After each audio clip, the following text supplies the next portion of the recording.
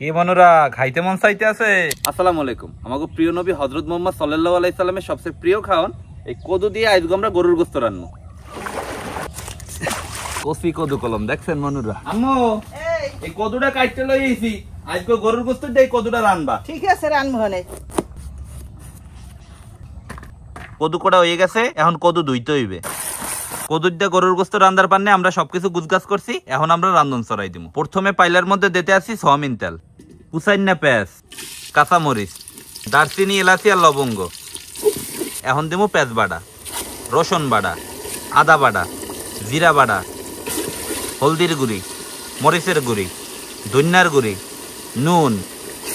মশলা কষানোর পান্নে অল্প একটু মৌ। এখন দেবো তেজপাতা।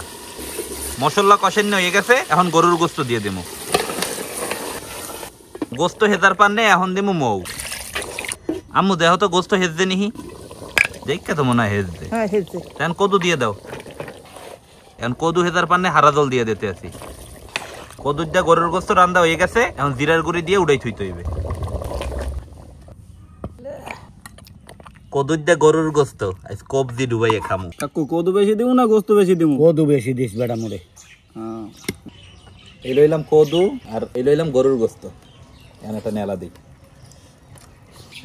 সেই হয়েছে। আব্বু কেমন হয়েছে আম্মুর রান্নাটা আজকে? আমার কাছে খুব ভালো লাগে। আম্বল দিস একটা নেলা দিতে হবে, বড় নেলা।